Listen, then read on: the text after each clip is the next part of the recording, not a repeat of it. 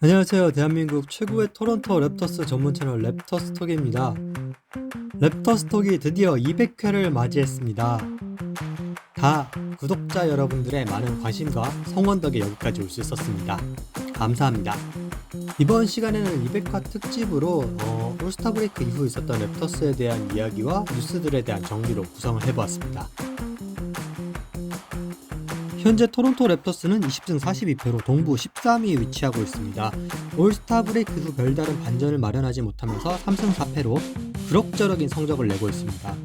그렇지만 이렇게 랩터스가 부진함에도 불구하고 플레이인 토너먼트의 마지노선인 10위까지는 불과 4게임 차에 불과합니다. 그 이유인 즉슨 12위부터 12위에 위치한 시카고 불스, 브루클린 네츠, 필라델피아 세븐이식서스 세 팀 모두가 굉장히 부진하기 때문입니다. 아무래도 최근 10게임 4승 6패가 그렇게 뛰어난 성적이 아님에도 불구하고 위에 세 팀들과 비교하면 정말 선녀처럼 보입니다.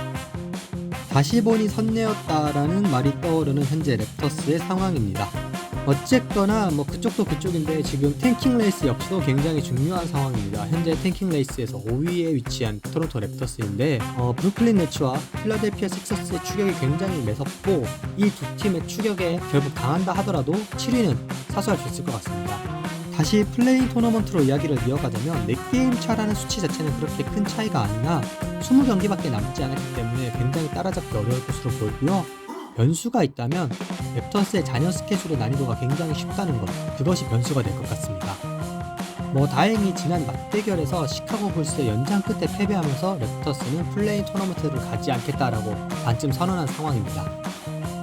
이러한 가운데 랩터스가 수상하리만큼 잘 잡는 팀이 하나 있는데요. 바로 올랜도 매직입니다. 지난 3월 초 2연전을 모두 잡아내면서 3전 3승 수입을 거뒀습니다. 이번 시즌 랩터스가 몇 안 되는 상대전적 우위를 갖고 있는 팀이라 할 수 있겠습니다. 한편 매직은 시즌 초의 기세가 미끄러지면서 현재 7위 싸움을 하고 있습니다.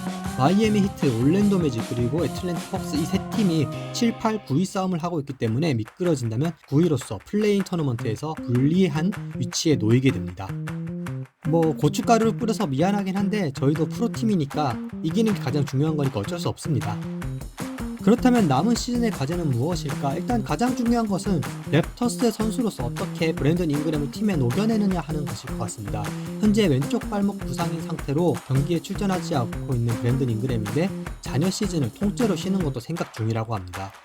그리고 또 한 가지는 수비 경쟁력 강화입니다. 이번 시즌 공격과 수비 모두 20위권에 불과했던 랩터스. 사실 공격 같은 경우는 에이스 선수 한두 명이 합류하면서 이제 비약적으로 올라갈 수는 있지만 수비 같은 경우에는 조직력이 중요하기 때문에 지금은 로스터가 안정화되어가는 단계이기 때문에 다시 한번 팀 훈련을 통해서 수비 조직력을 강화시키는 것이 중요하다고 생각됩니다.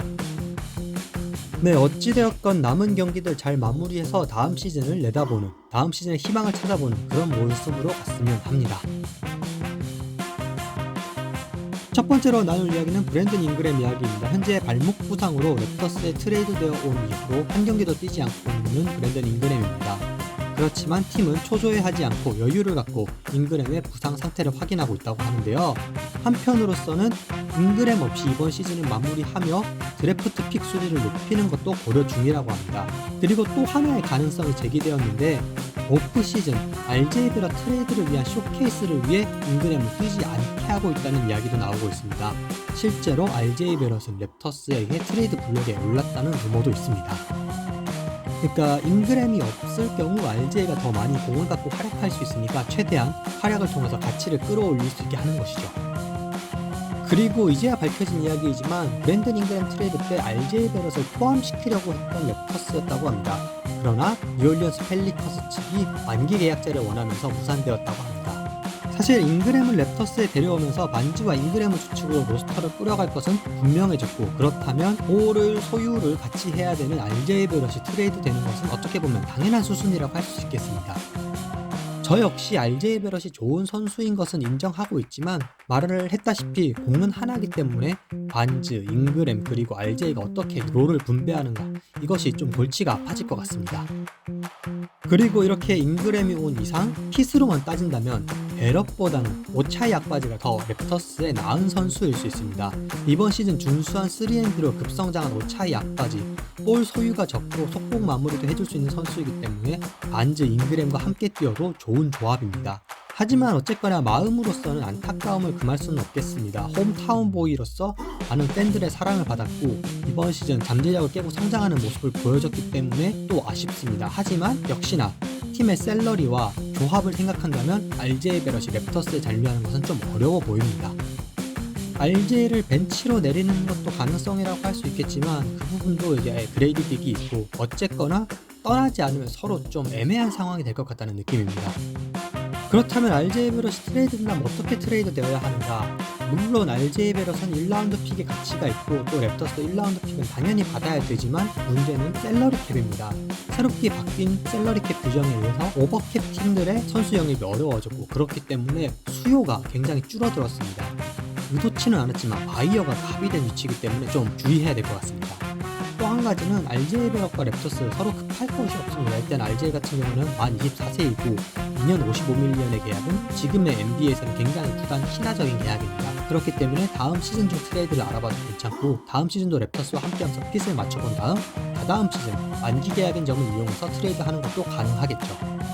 그리고 어쨌거나 지금 상황으로서는 RJ 베럿을 원하는 팀이 있다는 루머조차 나오지 않은 상태이기 때문에 기다리는 것이 좀 더 필요할 것 같습니다.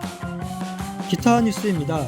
10일 계약을 통해 처음 랩터스에 입단한 올랜도 로빈슨, 실력을 꾸준히 인정받아 투웨이 계약을 따냈고 이제는 잔여 시즌 계약을 따냈다고 합니다. 그리고 이제 로빈슨의 남은 투웨이 계약 자리는 제러드 로든이 맺었다고 합니다. 올리 숀쉐가 오른무릎 인대 부상으로 시즌 아웃을 통보받았는데요. 그렇기 때문에 좀 재활에 오랜 시간이 걸릴 것 같고 복귀 목표는 다음 시즌 썸머리그라고 합니다. 올리 숀쉐의 그 피지컬이 어떻게 NBA에서 통하는지 시즌 막바지라도 조금 보고 싶었는데 굉장히 아쉽게 되었습니다. 데비언 미첼 트레이드를 통해 랩터스에 오게 된 PJ 터커, 하지만 웹스터 사장이 PJ가 팀에 합류하는 일은 없을 것이라고 이야기했습니다. 결국 PJ 터커는 웨이브가 되었고 나이를 생각했을 때 다른 팀으로 이적이 아니라 은퇴를 하지 않을까라는 예상입니다.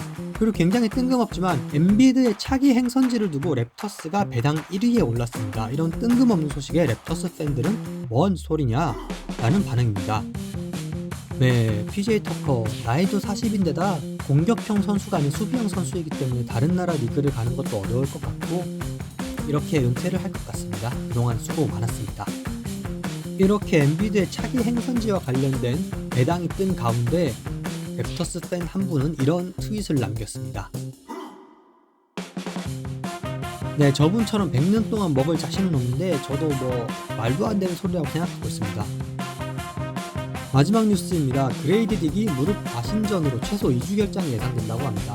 이에 따라서 랩터스의 탱킹 노선은 더욱더 굳건해질 것 같습니다. 그리고 2023년 랩터스로 이직한 뉴욕 닉스 스텝이 내부 기밀 정보를 유출했다는 건과 관련해서 닉스가 랩터스에 소송을 건 건이 있었습니다. 이와 관련해서 7월 사무국이 중재에 나설 예정이라고 합니다. 네, 저도 법적 분쟁 관련해서는 이렇게 큰 틀만 알고 있지 정확한 내용은 잘 모르는 가운데 어쨌거나 원만하게 또 순리대로 잘 풀렸으면 좋겠습니다.